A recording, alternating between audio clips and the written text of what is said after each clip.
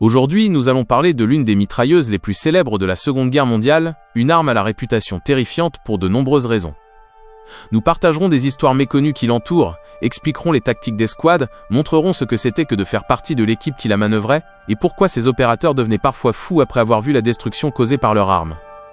Introduction.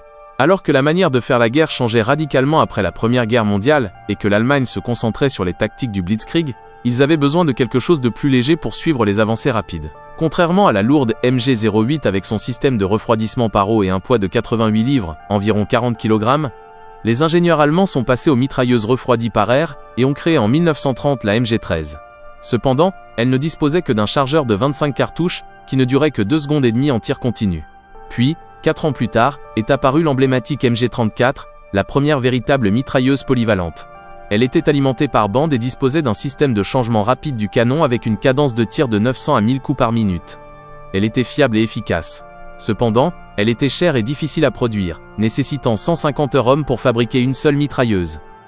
Puis, les ingénieurs se sont vus confier un défi de taille. Produire une bonne mitrailleuse, fiable et puissante, avec une cadence de tir terrifiante, entre 20 et 25 coups par seconde, tout en étant aussi bon marché et facile à produire que possible. À la surprise générale, ils ont créé ce qui allait devenir l'une des meilleures mitrailleuses jamais fabriquées, toujours en service aujourd'hui avec seulement des ajustements mineurs.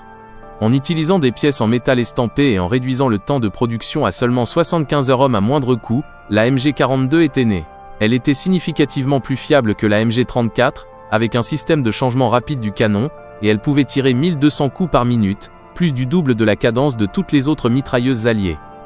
Son inconvénient le plus important était une tendance au rebond de la culasse, ce qui entraînait parfois des défaillances catastrophiques. Malgré cela, en seulement 3 ans, 1942 à 1945, 423 000 MG-42 ont été produites, devenant rapidement le principal outil de mort de l'Allemagne. Même les soldats américains qui donnaient des surnoms moqueurs à leurs propres armes et à celles de l'ennemi, tels que Screaming Mimis pour les lance-roquettes, Potato Mashes pour les grenades à manche ou Bouncing Betties pour les mines bondissantes, ont donné à cette arme un nom plus sinistre. La Buzzsaw, scie circulaire, ou Hitler's Buzzsaw, la scie circulaire d'Hitler. Les Allemands l'appelaient initialement la Knochensäge, scie à os, mais les soldats américains ont légèrement modifié la traduction. Pour les soldats qui n'avaient jamais vu le combat, des films de propagande étaient projetés pour dénigrer la MG-42 et ses caractéristiques. Ces films la comparaient aux armes américaines et la présentaient comme inférieure, affirmant que son aboiement était pire que sa morsure. Essayez de vendre ça à des vétérans endurcis. Passons maintenant à l'équipage et aux tactiques. La MG-42 était la composante la plus importante du groupe de combat d'infanterie allemand pendant la Seconde Guerre mondiale et sa principale source de puissance de feu. Un groupe de combat se composait de 10 hommes. Un chef de groupe, un commandant en second, une équipe de mitrailleuses de 3 hommes, le tireur, l'assistant tireur et un porteur de munitions, et 5 fusiliers. La MG-42 était l'épine dorsale de la puissance de feu du groupe, et toute l'équipe était organisée autour de son fonctionnement, de sa protection et de son efficacité. Le tireur de la mitrailleuse, désigné comme Schütz 1, tirait avec l'arme et était responsable de son entretien. Il était positionné au centre de la formation et portait la mitrailleuse ainsi qu'une arme de poing et un chargeur tambour contenant 50 cartouches. L'assistant tireur, assis à la gauche ou à l'arrière du tireur, transportait 4 chargeurs tambours supplémentaires de 50 cartouches chacun et une caisse de munitions de 300 cartouches. Il était également armé d'un pistolet. Son rôle était d'alimenter en munitions, d'aider à dégager les enrayements, de recharger, de changer les canons et de soutenir le tireur pendant le combat. Si le tireur était neutralisé, l'assistant prenait le relais. Le porteur de munitions, positionné plus en arrière, transportait 2 caisses de munitions supplémentaires de 300 cartouches chacune et était équipé d'un Car 98 raccourci. Chaque fusilier portait un fusil Car 98 avec 45 cartouches et une baïonnette, mais il prenait généralement des cartouches supplémentaires pour le combat. Les fusiliers étaient les plus importants dans les opérations offensives, où ils chargeaient les positions ennemies sous le couvert de la mitrailleuse. Le chef de groupe était équipé d'un pistolet mitrailleur MP40 et transportait 6 chargeurs de 32 cartouches. Le groupe transportait généralement au moins 1800 cartouches de la puissante munition 7,92 x 57 mm en bande, qui était la même que celle utilisée par les fusils, ainsi que des grenades à main et un trépied qui pouvaient être portés comme un sac à dos. Le chef de groupe commandait l'unité, dirigeant le tireur vers les cibles et se coordonnant avec les fusiliers si nécessaire. Le commandant en second prenait la direction du groupe si le chef était neutralisé, et était responsable du maintien de la communication avec le commandement de la section et les autres groupes. La MG-42 pouvait être utilisée dans des rôles légers et lourds, montée sur un trépied ou un bipied, ou même tirée depuis le dos ou l'épaule d'un autre soldat en cas d'urgence. Dans le rôle léger, elle était employée dans la configuration standard de 10 hommes. Dans les rôles moyens et lourds, cependant 2 ou même 4 groupes pouvaient être combinés, chacun armé d'une MG42. Un cheval et une charrette étaient généralement utilisés pour le transport des munitions.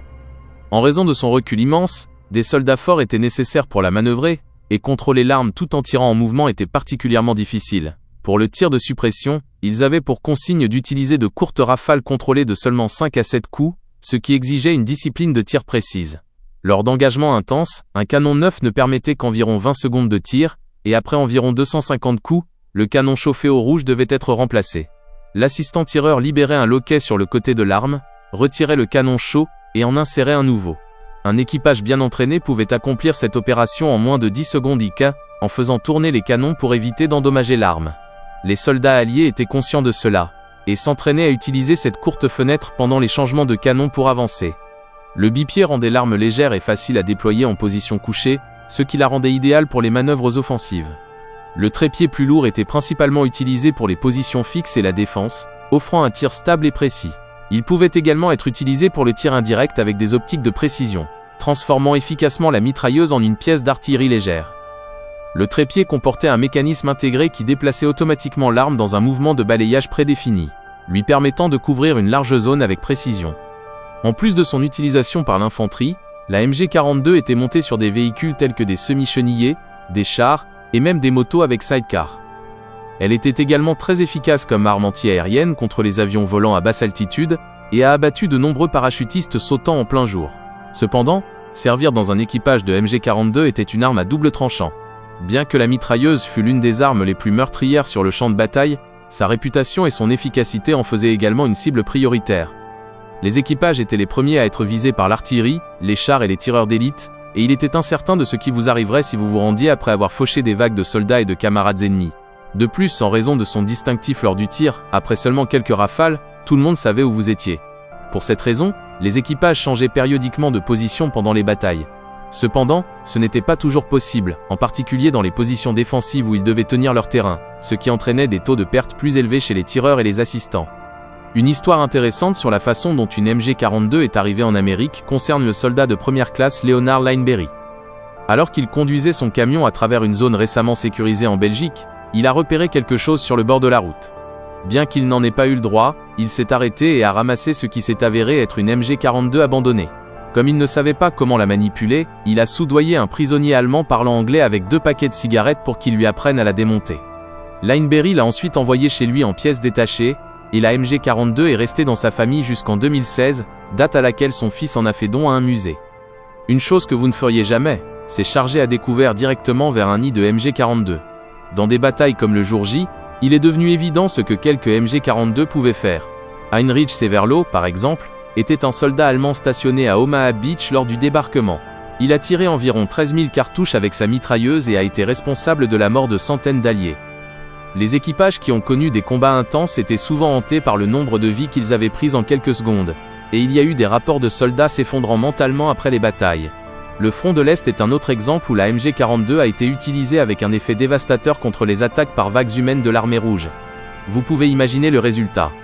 La MG42 a également joué un rôle sombre dans des opérations au-delà du champ de bataille dans les pays occupés, utilisée pour contrôler de grandes foules et écraser la résistance. Elle était fréquemment déployée dans des opérations de représailles contre les mouvements de résistance, ciblant souvent la population locale. Un tel incident s'est produit en Yougoslavie, où l'ordre a été donné de fusiller environ 2500 civils en représailles à l'attaque d'une patrouille allemande par des partisans.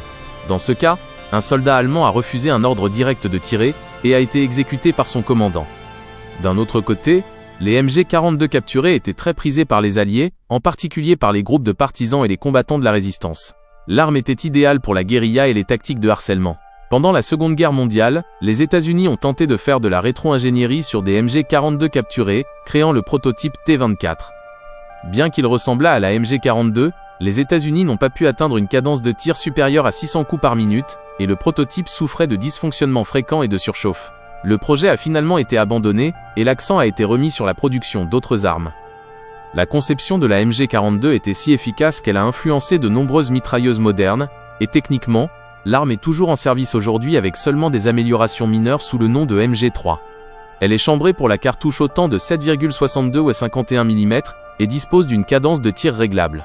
Au-delà de cela, elle a inspiré certaines des mitrailleuses les plus célèbres, y compris l'américaine M60, qui est une combinaison directe de la MG42 et de la FG42 allemande.